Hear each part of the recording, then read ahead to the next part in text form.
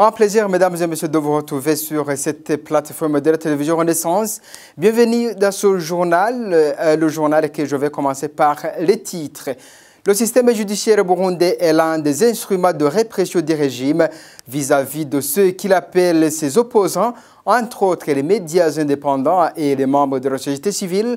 Vous entendrez dans ce journal Innocent Mouhozi, directeur de la télévision Renaissance, qui réagissait au dossier des médias qui sont devant la justice et qu'on ne sait pas encore l'issue.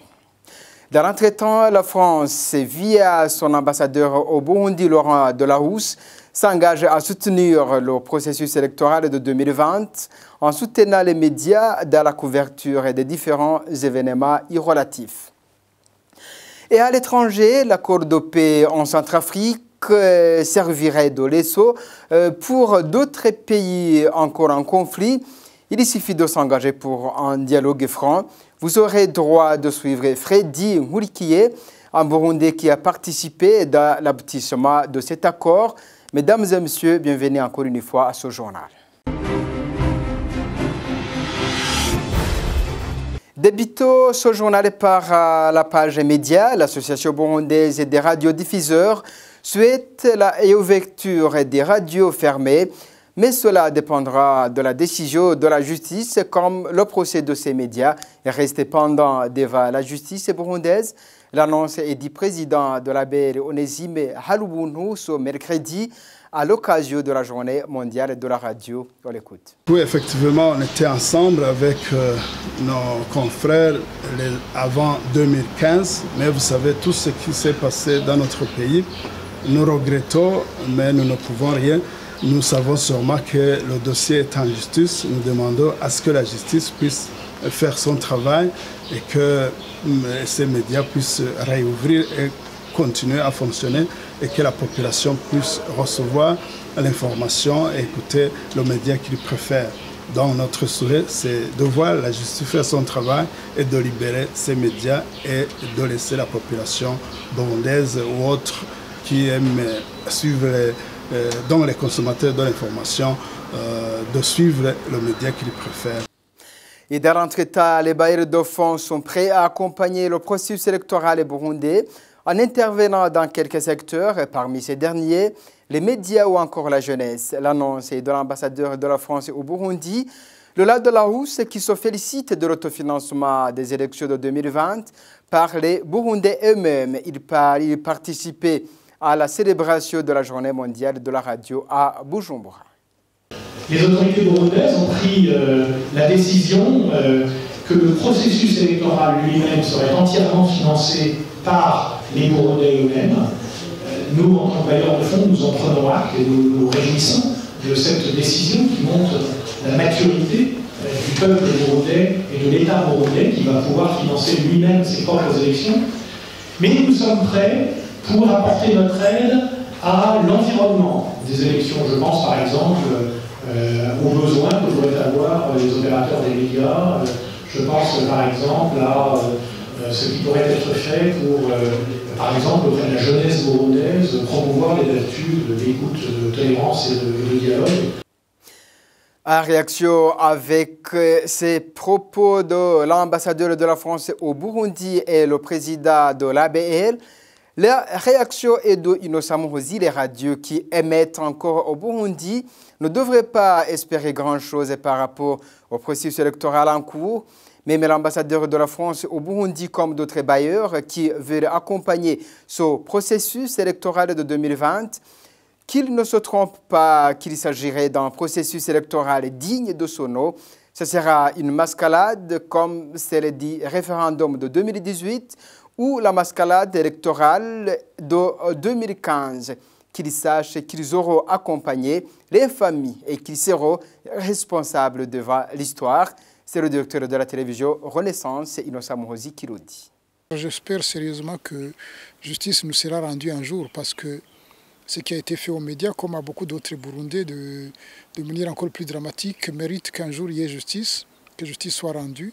Mais il est hors question d'espérer quoi que ce soit du système judiciaire actuel du Burundi, parce que ce n'est pas un système judiciaire digne de ce nom, c'est un instrument supplémentaire de répression, de tyrannie sur les Burundais. Donc nous n'espérons absolument rien de ce système-là et nous ne demandons absolument rien de ce système-là qui ne soit pas lié à l'ensemble de la condition de la situation des autres Burundais. Si par exemple, prenons une histoire complètement chimérique, si aujourd'hui nous étions autorisés à aller travailler au Burundi dans le contexte actuel, vous croyez sérieusement qu'on irait travailler là-dedans? Avec les mêmes assassins, avec les mêmes tortionnaires, avec les mêmes personnes qui tyrannisent, qui spolient les gens tous les jours. Ce ne serait pas possible. Donc c'est une illusion totalement insensée de penser que ce système judiciaire-là peut nous rendre justice, peut nous permettre de retravailler dans le pays. La solution de la question des médias est intimement liée à l'ensemble de la solution du problème burundais, du cadre global dans lequel s'exercent les libertés publiques des citoyens, des droits politiques, de la liberté d'association, et aussi longtemps que l'accord de paix d'Arusha n'est pas rétabli, que l'ancienne constitution n'est pas rétablie, ou que d'autres formules soient trouvées à travers un vrai dialogue digne de ce nom, il n'y a pas de solution à attendre pour les médias. C'est absolument insensé. Toujours sa réaction, le système judiciaire burundais est devenu un instrument supplémentaire de répression et de tyrannie sur les Burundais, raison pour laquelle les médias suspendus par le pouvoir de Bujumbura ne comptent pas poursuivre l'affaire pendant la justice au Burundi. C'est la réaction toujours d'Innocent Muhozi au propos du président de l'association burundaise des radiodiffuseurs ABR en sigle, qui demandait aux médias suspendus de recourir à la justice pour la réouverture de les radios respectives. Encore une fois, suivez Innocent Muhozi. Il faut comprendre les radios qui sont au Burundi, qui essaient de travailler tant bien que mal, qui cherchent des moyens pour pouvoir travailler tant bien que mal. C'est logique en soi. Mais qu'on ne nous dise pas que c'est pour accompagner un système électoral digne de son nom. C'est d'ailleurs la même chose avec l'ambassadeur de France qui loue apparemment le gouvernement burundais pour son choix de financer le processus électoral et qui s'engage apparemment à aider les médias qui auront sûrement besoin de quelques ressources pour couvrir ce processus. Moi, je pense que c'est en train de devenir totalement insensé tout ça, parce que si vous pensez accompagner une tyrannie comme celle-là, dans une mascarade qu'ils appellent processus électoral, vous êtes en train d'accompagner l'infamie, parce que n'oublions pas encore une fois que nous parlons d'un gouvernement qui a déjà fait des milliers de morts, qui a fait des centaines de disparus, qui a fait des centaines ou des milliers de torturés, et qui a fait des centaines de milliers de personnes poussées à l'exil, et qui raquette tous les jours les citoyens, y compris des enfants qui sont à l'école, pour financer le pseudo-processus électoral. Moi, quand j'entends des gens parler comme ça, je me demande vraiment où est-ce qu'ils ont la tête et s'ils sont vraiment sérieux avec nos vies, si nos vies, notre dignité compte autant que les dignités ou les vies des autres êtres humains sur cette terre-là. Que tout ce monde-là qui regarde et se tait, le jour où ça va exploser, ne disent pas qu'ils ne voyaient pas ce qui se passe. Qu'on ne nous dise pas qu'on ne voit pas tous ces morts qu'il y a eu, qu'on ne nous dise pas qu'on ne voit pas toutes ces personnes qui ont disparu, qu'on n'est pas au courant de toutes ces situations de torture, qu'on n'est pas au courant de tous ces centaines de milliers d'exilés, et que tous ces gens-là ne sont pas partie des réalités créées par ce gouvernement-là. Alors quand on commence à être complaisant et qu'on croit qu'on va attendre quoi que ce soit de ce système-là, au lieu de le combattre, c'est qu'on est en train de se couvrir soi-même d'indignité avec ce gouvernement-là qu'on est en train de soutenir. Donc, que ceux qui veulent l'accompagner, mais l'histoire jugera un jour. Droits de l'homme, et pour continuer ce journal, les mois de novembre et de décembre de l'année passée ont été marqués par plusieurs manifestations, un moyen trouvé par le gouvernement du Burundi et le parti au pouvoir de s'exprimer sur les questions pertinentes de la vie du pays. Constat fait par le réseau des citoyens probes dans ce rapport du mois de janvier. Selon Gervais Nibigira, vice-président de ce réseau, à travers les discours, chansons et slogans qui accompagnent ces manifestations, le pouvoir jette le tort aux étrangers et d'autres pays accusés de s'ingérer dans les affaires du pays. On l'écoute. D'abord, trois choses. Il y a d'abord le fait qu'il y a ce qu'on a appelé les croisades pour remercier Dieu pour l'année écoulée, où l'opération a été obligée de contribuer pour payer l'argent et de construire ce qu'on a appelé le temple de Dieu à Gitega. Donc toute l'opération a été obligée de payer malgré elle. Donc aujourd'hui nous avons vu qu'aussi il y a eu la descente des pays de Changuzo qui est allé visiter le lycée Johaché Ruhuna de Muyaga, où le DPI a critiqué farouchement le système éducatif belge, où même il est allé loin jusqu'à dire que le français aujourd'hui n'est plus nécessaire parce que le français a été mis dans le système par la Belgique. Donc, aussi, nous avons trouvé qu'il y a à Makamba où les élèves ont été obligés d'aller dans la manifestation au lieu d'aller réviser les cours pendant le moment de réviser les cours. Aussi, nous avons constaté aussi qu'il y a aujourd'hui le fait qu'aujourd'hui, par exemple, à Gitega, il y a le représentant de l'Église catholique qui a chanté la gloire du CNDD-FDD, mais aussi du président Nkurunziza, où il a tracé les réalisations faites par le président, mais aussi le parti CNDD-FDD. Donc aujourd'hui, il y a tendance à ce qu'il n'y ait plus de séparation entre le temporel et le spirituel. Il y a le fait que même ce plat-là n'était pas délégué par l'Église, mais il a voulu montrer qu'il est toujours en partenariat avec le parti au pouvoir. Gervais Nibigila recommande au gouvernement de laisser la liberté de mouvement à ceux qui ne veulent pas participer dans les différentes manifestations. Nous demandons qu'il y ait la séparation du pouvoir. Ici, nous avons constaté que, par exemple, à Gitega, pendant ces moments, ces 3 jours de croisade, tout le monde était obligé d'aller dans ces croisades malgré les volontés. Nous avons trouvé que les boutiques, les magasins étaient fermés et il y a les activités économiques, mais aussi les activités administratives qui étaient bloquées pendant ces 3 jours. Donc nous demandons qu'il y ait la liberté de culte, mais aussi la liberté d'adhérer à ces manifestations. Mais nous avons vu que le CNDD-FDD a tendance à faire adhérer tout le monde dans son parti, malgré que l'opération ne veut pas entrer directement dans son parti. Aussi, nous avons constaté qu'il y a le fait qu'aujourd'hui, l'école est politisée. Par exemple, il y a ces manifestations où les élèves sont obligés d'y aller malgré. Et aussi, nous avons trouvé que dans ces discours qui sont prononcés par ces DPI dans les écoles, ils parlent plus de politique que de ce qui est de l'éducation ou de la formation pour la jeunesse qui est le pilier du Burundi de demain.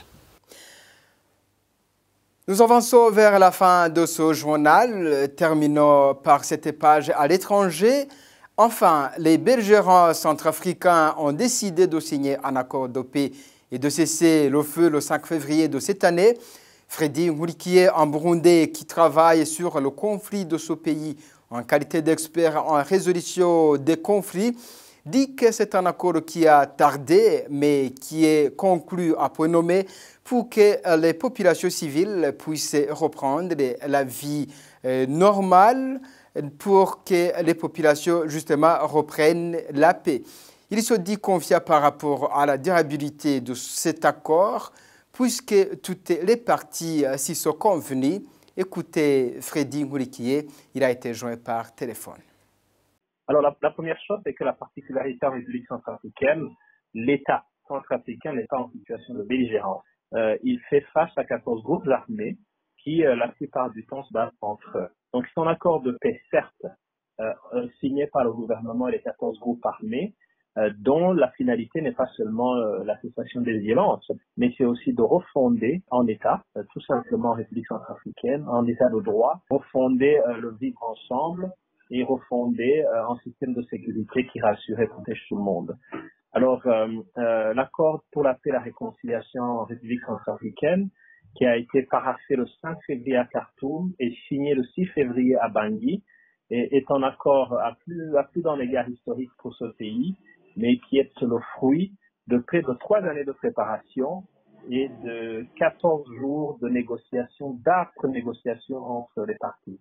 Donc c'est le fruit d'une labeur collective et d'un engagement de chacune de ces parties. Comme dans toute négociation, si vous parvenez à un accord, la suite est de le mettre en œuvre. Et je pense que pour un accord signé le 6 février, une semaine plus tard, nous avons quelques avancées. C'est d'abord le fait qu'il ait été présenté au sommet des chefs d'État et de gouvernement de l'Union africaine, qui s'est tenu à Addis Abeba du 10 au 11 février. Deuxièmement, c'est que tous les pays africains, à travers justement ce sommet, ont accepté d'endosser cet accord, de le soutenir. Je pense qu'il en sera de même bientôt par les Nations Unies. Et aujourd'hui, quelques actions ont été mises en œuvre. Il s'agit notamment de la mise en place d'une commission inclusive, dont l'une des missions est de pouvoir répertorier tous les crimes qui ont été commis dans ce pays depuis une crise qui dure plusieurs décennies, et voir ce qui peut être de l'ordre de la justice, de l'ordre de la commission vérité, justice, réparation et réconciliation qui sera mise en place. La deuxième chose qui vient d'être faite, c'est la mise en place d'un comité ad hoc qui va analyser la manière de créer une brigade spéciale de sécurisation de la transhumance qui ces dernières années se faisait de manière violente et avait ébranlé les relations entre les éleveurs et les agriculteurs. Ça devenait un enjeu sécuritaire important. Et je pense qu'à la suite de cet accord, des mécanismes de gestion de la transhumance appropriés vont être mis en place assez rapidement. Et pour cet expert burundais, les troupes en métier de la paix dans ce pays devront y rester pour former une armée nationale centrafricaine avant de retirer des troupes étrangères. Freddy Mourikié appelle d'autres pays en conflit de tirer la bonne leçon d'engager un dialogue entre les protagonistes. Encore une fois, on l'écoute. Je travaille sur ce pays depuis 12 ans. C'est la première fois que je vois les parties prenantes prendre autant de temps pour discuter d'un accord dont ils ont négocié chaque mot, si pas chaque virgule. Ça veut dire que lorsqu'ils ont paraphé le 5 février, signé le 6 février, chacun des 14 leaders et les représentants du gouvernement, chacun sait exactement à quoi il s'est engagé. Donc, je pense que c'est une première en République centrafricaine. La deuxième chose, c'est que pour la première fois, nous avons un accord dans ce pays qui prévoit un mécanisme de sanction pour ceux qui violent l'accord. Donc, c'est une avancée majeure. La troisième chose, c'est que nous avons dans le corpus de l'accord un certain nombre d'engagements précis, mesurables, qui permettent à ce que l'on en assure un suivi assez régulier et de proximité. Je n'ai pas de raison de désespérer. Comme vous le savez, c'est une œuvre humaine et il faut rester engagé, déterminé à accompagner la bonne volonté des parties centrafricaines. Donc l'avenir nous le dira, mais je n'ai aucune raison de ne pas être optimiste. C'est pas le Centrafrique qui connaissait ce problème de conflit. D'autres pays africains sont en conflit. Quelle est la leçon que ces pays pourraient tirer justement de cet accord que les Centrafricains viennent de signer? Ce n'est pas le premier accord que l'on signe à travers le monde. Il faut savoir raison garder. Mais la leçon que l'on tire, c'est que la bonne volonté des parties, l'engagement au dialogue permet toujours de trouver des solutions à chaque situation qui se présente. Et chaque situation est unique pour le souligner. Vous savez, on ne sort pas d'un conflit comme si on sortait d'un bal ou d'un restaurant ou d'une fête. L'engagement, lorsque l'on s'engage dans un conflit, ça prend beaucoup de temps. Ça a fait d'énormes dégâts en République centrafricaine, ce qui fait que les résultats, les dividendes de cet accord, pour certains prendront un certain nombre de mois, demande quelques patience qu'il faut exercer, mais le plus important, c'est que la lancée sur la voie de la paix soit maintenue, la dynamique soit entretenue et que chacun ait des raisons d'espérer un avenir meilleur. Est-ce que les pays contributeurs des troupes en Centrafrique, ça veut dire que les troupes vont regagner les pays respectifs? Ils ne sont pas les seuls. Vous savez qu'il y a des contingents gabonais, des contingents camerounais, népalais, sri-lankais, marocains et autres. Donc c'est une opération qui a été montée parce qu'à un moment la République centrafricaine avait des capacités de défendre les frontières du pays et de protéger les populations. L'armée centrafricaine a connu d'énormes difficultés qui l'ont rendue inopérante et aujourd'hui il faut refonder les forces armées centrafricaines, les FACA. Cela prendra du temps. Entre-temps, il faut ce travail de protection et de sécurisation et je pense que les pays contributeurs, il leur sera peut-être demandé un effort de garder leurs troupes, pour certains même probablement un effort supplémentaire, mais ils sont encore utiles et demandés pour que cet accord soit mis en œuvre de manière satisfaisante. Voilà, c'est par cette page étrangère que j'en mets un peu final à ce journal. Merci de l'avoir suivi. Au revoir, à la prochaine.